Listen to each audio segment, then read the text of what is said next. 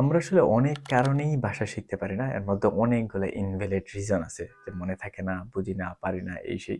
এই প্রবলেমগুলো I think solve করা যায়। জাস্ট একটু সময় লাগে, কারো ২ দিন কিংবা কারো ১ সপ্তাহ। কিন্তু আজকে একটা সিরিয়াস প্রবলেমের কথা বলবো। আই থিংক এই প্রবলেমের কারণে আসলে আমরা অনেকেই ভাষা শিখতে পারি না। যে শেখার আসলে আগ্রহ হারিয়ে ফেলি। আর আসলে এই প্রবলেমটার উপরে আমাদের তেমন কোনো কন্ট্রোলও নেই। আমরা চাইলেও আসলে প্রবলেমটা ১ম অবস্থায় এভয়েড করতে পারি না। প্রবলেমটা কি?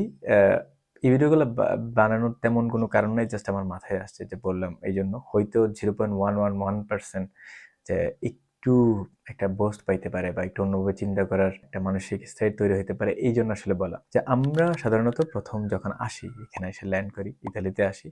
তো আমাদের যেই কমন সমস্যাগুলা থাকে এর মধ্যে একটা হচ্ছে প্রচুর টাকা খরচ করে আসা লাগে আমাদের। ১৫-২০ লাখ, ৩০ লাখ টাকা। যে টাকাগুলো আবার ফেরত পাঠানো লাগে বাংলাদেশে। তো এটা একটা বড় সমস্যা যে মানসিক একটা প্রেশার থাকে ওই টাকাগুলো খরচ করতে, যে ফেরত দিতে। তার সেকেন্ড যে প্রবলেমটা হয় যে স্বাভাবিকভাবেই আপনি যখন আসেন ইতালিয়ান ভাষা পারেন না, না পারলে আপনি কাজ পাওয়ার সম্ভাবনা খুব কম। আপনি যদি স্পন্সর বিষয়ে আসেন, আর আপনি যদি বেশি সৌভাগ্যবান হন, যে এই ভিসা যেখান থেকে নিছেন এখানে যদি কাজ করার সুযোগ থাকে, তাইলে হয়তো একটু প্রেশার কমে যায়। আপনার যদি ফ্যামিলি মেম্বার আপন মানুষ থাকে, তাও একটু প্রেশার কমে। এই প্রবলেমটা ভয়াবহ হয় ওই মানুষগুলার যারা আসলে স্পন্সর ছাড়া, ওইখানে কাজ করা ছাড়া এখানে আসেন। তারপর হচ্ছে ডকুমেন্ট আসলে কিভাবে কি করবেন না করবেন ওইটা নিয়ে চিন্তা করা লাগে। পাশাপাশি ৪০০ থেকে ৫০০ ইউরো প্রত্যেক মাসে খরচ করার মতো একটা জায়গাতে চলে আসে যে আপনি যতই মিনিমাইজ করে চলার চেষ্টা করেন যে ৪০০-৫০০ মিনিমাম খরচ করতে হয় প্রত্যেক মাসে, যেটা বাংলাদেশের টাকায় অনেক টাকা। আপনি ইউরোতে যখন ইনকাম করেন তখন তো খুব বেশি না, কিন্তু বাংলাদেশ থেকে কনভার্ট করলে প্রচুর টাকা। এই জিনিসপত্রগুলো তখন আসলে মানসিক ওই কন্ডিশনে আমাদের থাকে না যে ভাই এত প্যারা ডকুমেন্টস এখানে, তারপর হচ্ছে একটা চাকরি কোনো না কোনোভাবে দরকার, তারপর সবকিছু মিলে একটা মানসিক অস্থিরতার মধ্যে দিয়ে যাওয়া লাগে। তো তখন আসলে ওরকম পরিবেশও থাকে না, চাইলেও শেখা যায় না। ধরুন একটু ঠিকঠাক হইলে দেন আমরা চিন্তা ভাবনা করি যে যাবো স্কুলে বা কিছু। কিন্তু প্রবলেম হয় তখন যে আপনি যখন একটু স্টেবল হন, তার মানে হইতেছে আপনি তখন একটা কাজ পাইছেন। তো কাজ পাইলে যে সমস্যাটা হয় যে আপনি খারাপ অবস্থা থেকে ভালো অবস্থার দিকে যান, তখন আসলে ওই স্কুলে যাওয়া বা একটু সময় বের করে অন্য কিছু করার এই সুযোগটা আসলে থাকে না। যে আপনি চাইলেও পারেন না। একটা বিষয় আই থিংক আমাদের সবার মাথায় রাখতে হবে, যারা আসলে একটু প্যারা ফিল করেন যে ভাই একটু প্যারায় আছি, মাত্র আসলাম, কিছু বুঝতেছি না, কোথায় কি করবো, এত ঝামেলা বা হাবিজাবি, যে এই প্যারাটা বেশিরভাগ মানুষই নিছেন এখানে। বিশেষ করে আমাদের আগে যারা ছিলেন সবাই অলমোস্ট নিছে এইখানের মধ্যে, মোর এন্ড লেস।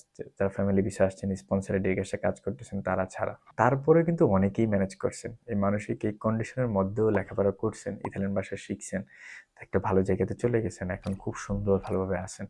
তো ওনাদের থেকে একটু ইন্সপিরেশন নিতে পারেন। আপনারা যদি ওই কন্ডিশনে থাকেন বা ওরকম প্যারায় থাকেন, অত হতাশ হওয়ার কিছু নাই আই থিঙ্ক। কারণ দিন শেষে আপনি যদি ভাবেন আপনি একা, কিন্তু একা না। যে সব অনেক মানুষই আপনার রাস্তায় হাঁটছে। এই প্যারাগুলো একটু পাশে রেখে চেষ্টা করেন যতটুকু সম্ভব হয় যে একটু ম্যানেজ করার, একটু শেখার, একটু সুন্দরভাবে আগানোর সামনে। কারণ আপনার যত সমস্যা এখন আশেপাশে দেখতেছেন, সবগুলা সমস্যার সমাধান একমাত্র একটাই, এইটাই যে আপনি দ্রুত এখানে কাজ করতে চান, খুব ভালো একটা জব পাইতে চান, দ্রুত একটা ড্রাইভিং লাইসেন্স নিতে চান, কিংবা একটু সেটেল হইতে চান, আপনি আপনার মতো করে চলতে চান। ওয়ান অ্যান্ড অনলি ওয়ে ভাষা শেখা। আপনি এটা যেইখান থেকে শিখেন, যেইভাবেই শিখেন, প্রবলেমের সমাধান এইটাই। তো অন্যদিকে ছোটাছুটি করতে মন চায়, আপাতত প্রবলেমটা সলভ করি, কিন্তু যদিও হয় না। তো ওইটা থেকে একটু চেঞ্জ করে এইখানে বেশি ফোকাস দেন যে এই সময়টা, খালি সময়টা যখন আপনি আসলে অন্যান্য ডকুমেন্ট সহ, কাজের প্রিপারেশন সহ অন্যান্য জিনিসপত্র নিয়ে ব্যস্ত, যে এই সময়টা এইখানে দেওয়ার একটু চেষ্টা করেন। এই যে পরিশ্রমটা আপনারা করতেছেন এত মানসিক অস্থিরতার মধ্যে, এইটার ফিডব্যাক খুব ভালোভাবে হবে, মানে খুব ভালোভাবেই পাবেন। এটা আমি বিশ্বাস করি ভয়ঙ্করভাবে। আপনার প্রত্যেকটা সময় যেটা আপনি খরচ করছেন কোনো ভালো কাজের জন্য বা কোনো ভালো জিনিসের জন্য, আপনি দিস ওয়ে দ্যাট ওয়ে যে কোনোভাবেই আপনি এটার পে অফ হবে, যে আপনি এটা পাবেনই পাবেন। ভালো থাকবেন। আননেসেসারি ভিডিও ছিল, জানি না কেন বানিয়েছি। দেখা হচ্ছে পরের ভিডিওতে। আল্লাহ হাফেজ।